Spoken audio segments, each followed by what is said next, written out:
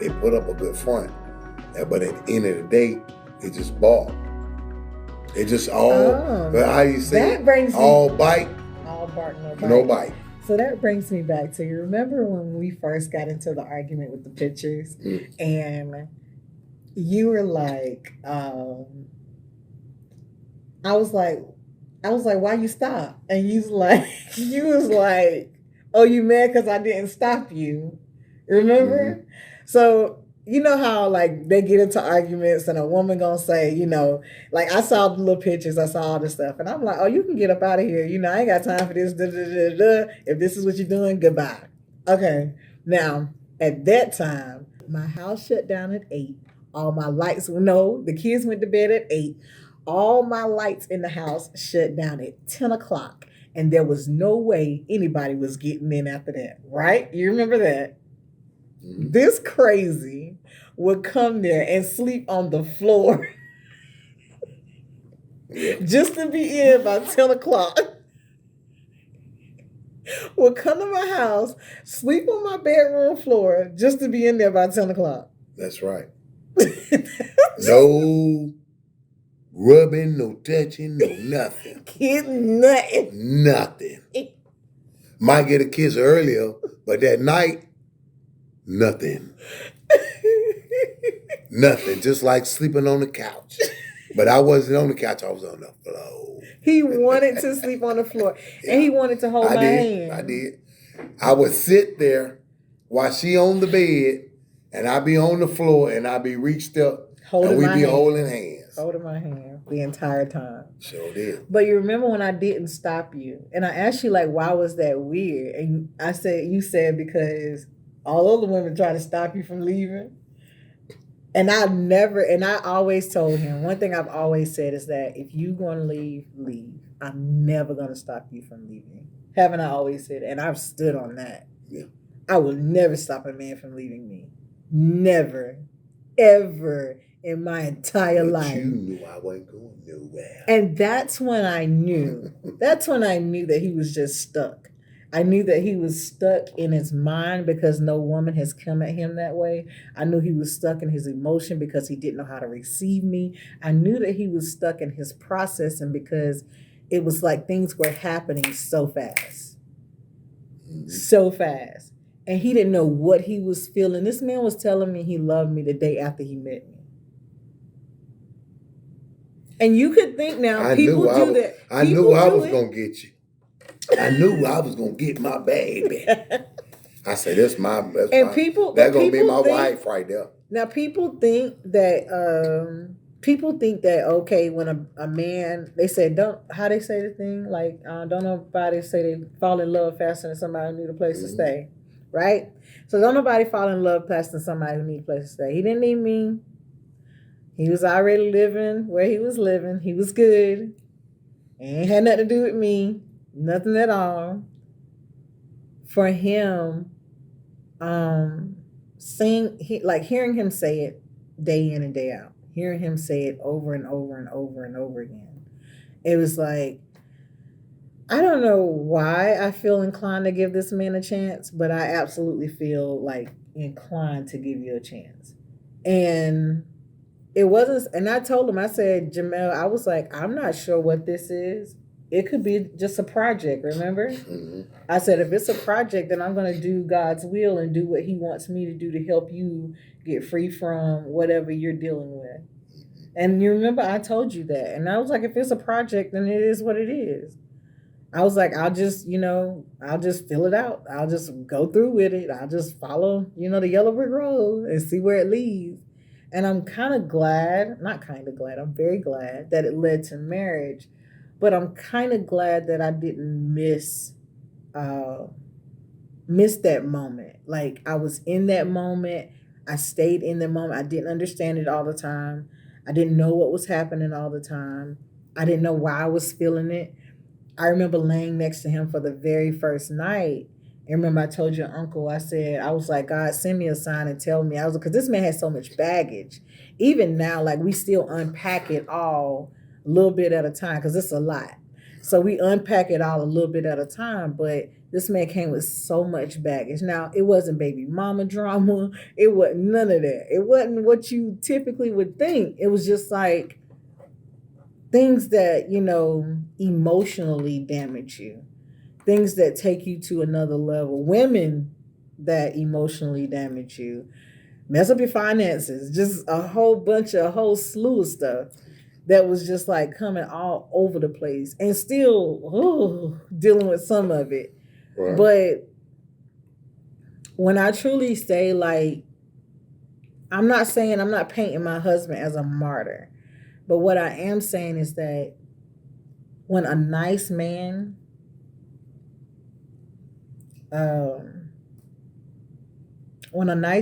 is taken advantage of, it does something to him too. Like, not just that you messed up his credit, but the fact that you messed up him to where it doesn't matter what he tries, he can't come back from it. God is the helping hand my husband needed, because most people can tell you, if they ever seen us in church when we first started going, I would always keep my hand on my husband. Like, my hand was somewhere on my husband, like on his back. I was constantly covering him. And it was like one day God said, I can't do my will if you still covering him. Get your hands off of him. And I told my husband, I was like, God was just like, get your hands off. And I got my hands off of him. And God started taking care of him. God started covering him. When I took my hand, because before then you didn't see my husband shout. As long as I had my hands on my husband, he didn't shout. But when God told me to take my hands off my husband, I took my hands off my husband has been shouting. He shouts. I don't be shouting. My husband is more anointed than me. Can you believe it? He has been chosen for a mission that I wasn't, that I didn't quite understand. So as long as I cover him, I'm not allowing God to do what he needs to do within my husband to fulfill that mission. And I don't want God to take my husband from me, what he's blessed me with. So in return, I'm going to step to the side and allow God to cover him. I'm going to listen to what God is telling me and take my hands off my husband and allow him to do what he sees fit, not what Shannon desires to see within him. Like, God has to do it his way. And I'm learning it more and more each day. So it's not something that I grasped immediately and it just stuck in my head. It was something of us going through like something back to back. And it wasn't like one thing a month. It was like 2-3 things a month. Like, our kids getting in trouble. Like, we blaming each other for the kids getting in trouble. Mm-hmm. We blaming each other for the kids saying stuff. Like, we literally at each other's throat based on what the kids are doing. Yeah. I think that test that we had to overcome, because God was testing us to see he already know what we're going to do. Either we're going to fail or succeed. Mm-hmm. He already know that. Yeah, and then like me he got to make us believe in each other, and be strong for each other to overcome, and he'll see you through. He'll carry you through. Mm-hmm. Do you remember like our first when we were fasting?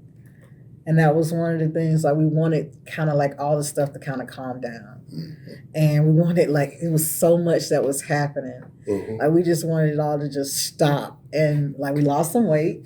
Mm-hmm. We felt a little cleaner. Right. It was, the whole church was fasting.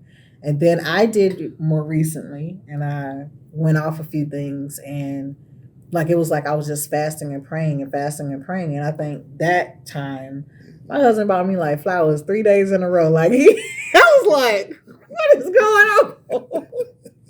But, it really showed me that, through my fasting and praying, my husband's taken into account that I'm in a compassionate state. I'm in a vulnerable state, and I need to talk with God, but I need him to meet me genuinely. Like, you can't meet me rough all the time.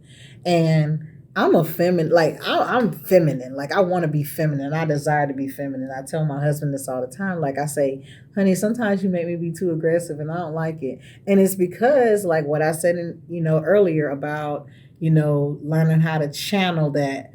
Like not using that aggressiveness because it was guilt, it was put on us, but turning it around and letting me know your feelings as to why you are responding this way or why you feel disappointed based on what I did or what I did, what I did or did not do. Right. And that's something that he hasn't channeled quite yet, but it's not something that he's not working on. Like there are times where he really works on not saying nothing to me. Like he's like, I ain't trying to piss her off. I don't want to hear I'm just gonna leave my wife. Yes, baby.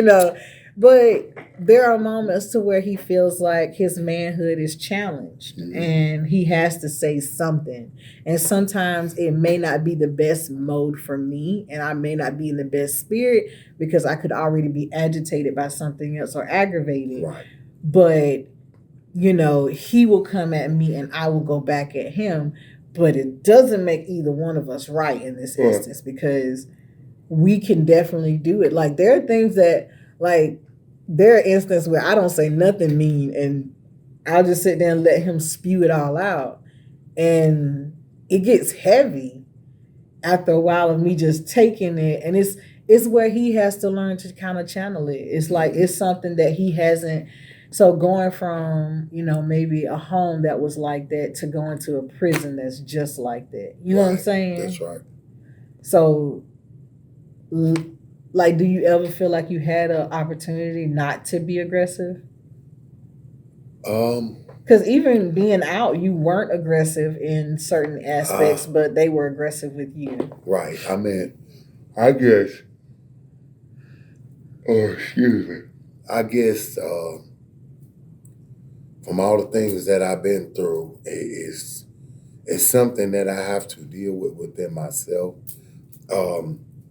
I have talked with my wife at times about counseling because there's no way that a man can do that much time and not be psychologically affected by what you done been through and what you had to deal with. And I kept saying, I always said, still say it, but I know it's far from the truth. I don't mean no hip hop, and just keep brushing it off. But at the end of the day, psychologically, sometimes my mind just go blank. And I wonder, I'm like, am I going crazy or what? But, I just think about, being in a little room for so long, it's psychologically going to do something to you. So, and, just that's something that you got to deal with and get help with.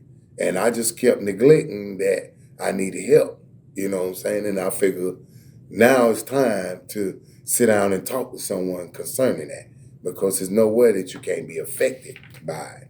It's humanly impossible, so that's something that I'm dealing with now. So that's where I'm at, on that note. Just in life in general, that's just one of the things that, we have talked about and that he's, I didn't believe he was as focused on it as I would have wanted him to be, but now I can clearly see that you are focused on it. You have thought about it, that it is something that's in your peripheral, it's right there. That's a goal that you want to reach. Yeah. And that's something that I wanted to ask in the truck. What are our goals for this next year of marriage? What do you see? I believe,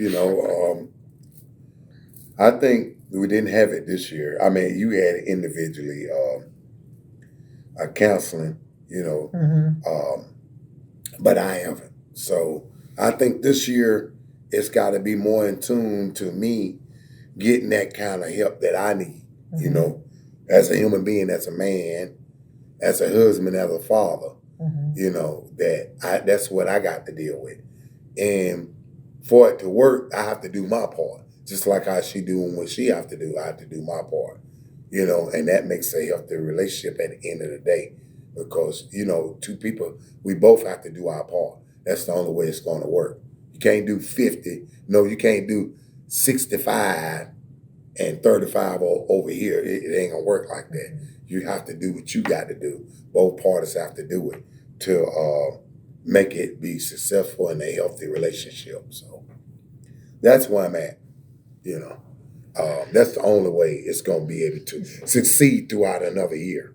So guys, one of my things that I kind of want, yeah, of course, us to get counseling. I want my husband to get counseling most of all. I do want us to both get closer, to Christ, to fulfilling everything that He has, bestowed upon us.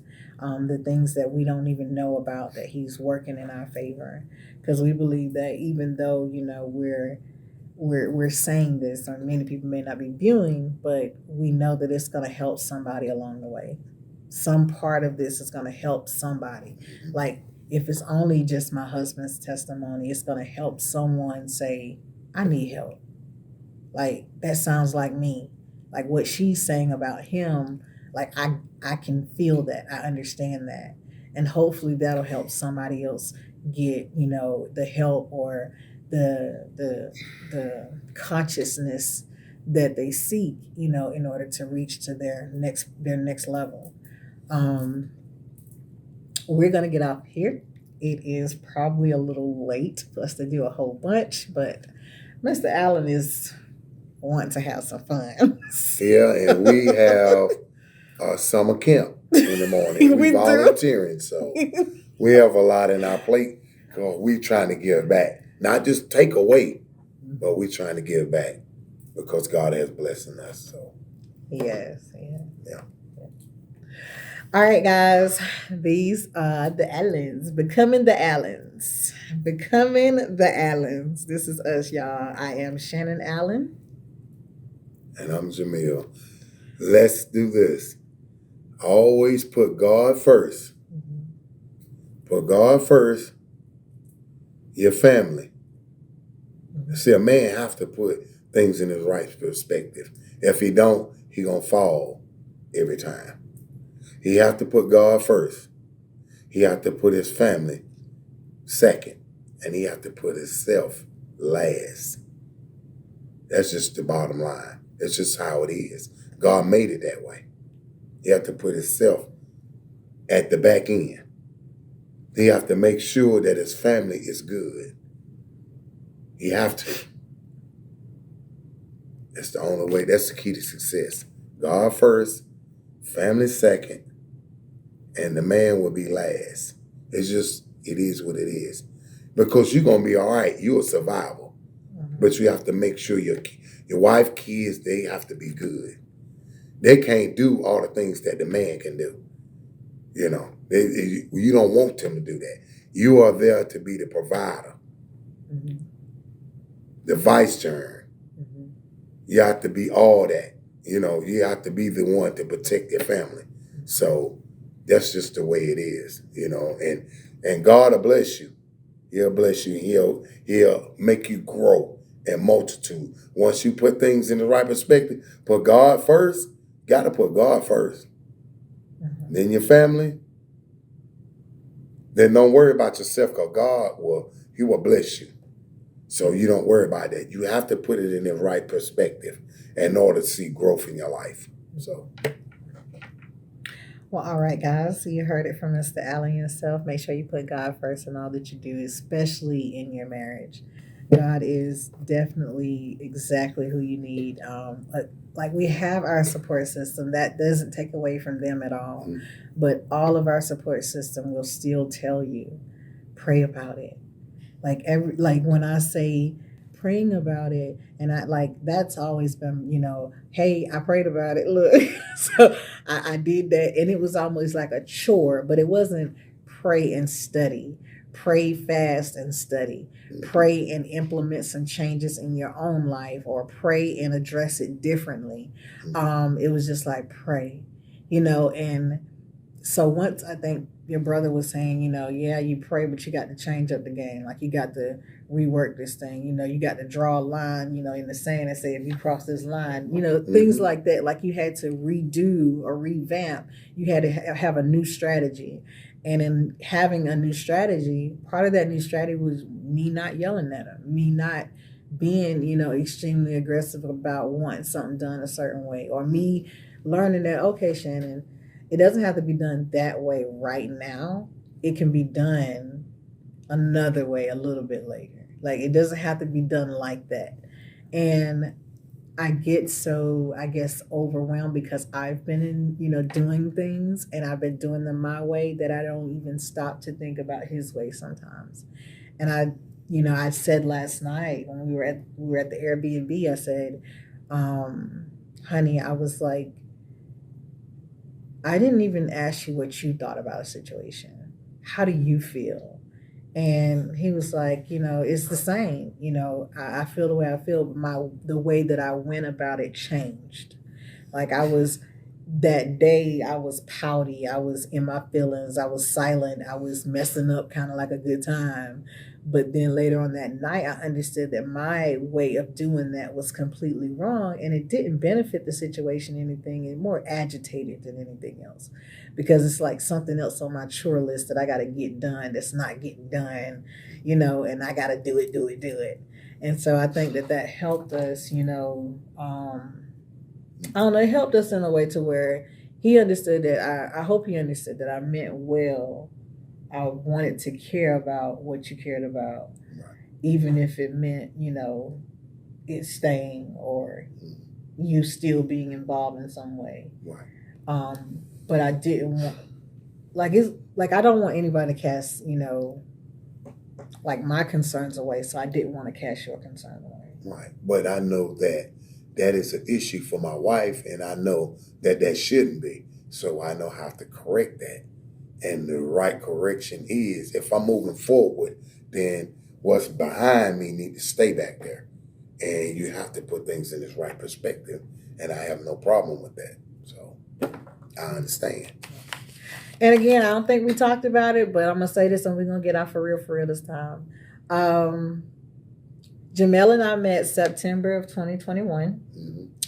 He proposed to me with the promise ring September 11th, 2021? Mm-hmm. September 12th, 2021. Promise ring. And I think every week after that, I had another promise ring until February, when he gave me a engagement ring Mm-hmm. and asked me to marry him February 14th.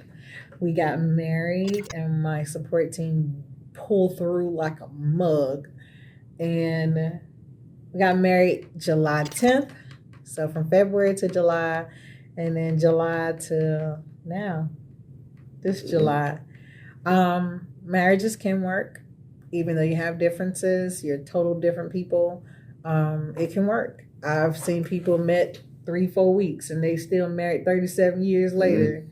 I've seen people in different circumstances met, like hearing them met, he had kids, she didn't have any kids, and she stuck it out with them, still sticking it out with them. Together. Yeah, they still together. And we support, we surround ourselves with those couples that made it through rain, hail, and snow and everything. Yeah. And that's that's what we're striving for. That's what we're striving for, to make it through. Yeah. To make it through by all means, and to allow God to really reign over our lives and direct our path. So I'm gonna give you one last point. One case and last point to what my wife said, but also remember this, your key to success is also what you take in is what you're going to get out. Mm-hmm. If you surround yourself with people on the level of what you're trying to accomplish, then you'll get more out of it, meaning more support, things that what you need. Don't try to be around, if you married and you want to be around people that's single, because they don't have the same common objectives. I don't think it's always a bad thing. It's not a bad thing. It's not a bad thing. But it's more healthier. Some of them that we know that are single want marriages. That's true. But they're in different situations. But I'm saying your more support will be the ones that's on the same level as you. Yeah. Now, no matter what you do, or higher level. I mean, you surround yourself on people. Like if you're a golfer, you're gonna hang around people that's golfers because you're trying to be better at it. It's no matter what it is, you surround yourself with people on the level that what you are trying to accomplish. That's just the bottom line. If you're trying to succeed, you don't go over and hang with people that stay in trouble. Don't make sense. You go and be around people that's more positive headed like you, and the things that you are trying to accomplish, that you might have same common objectives in mind. You know, you may have the same views. Don't go be with somebody that is totally different view. You're not going to prosper from that. So, you know, I mean, really, it just, you know, you just got to take a step back sometime and view everything to be able to see where you're going in life. Because if you know where you're going, then obviously you have a certain focus and goal and objective to what you're trying to accomplish. Don't just live just to be in a moment, because you're not gonna prosper in the ways that you want or what you're thinking. You know, just surround yourself. You're talking about people who just living for life. You want to be around people on the same level as you are. You get better, you get more results out of it. That's all I'm gonna say on that. All right, guys. Becoming the Allens, we are out. Stay tuned for our next video. Have an amazing week. God bless.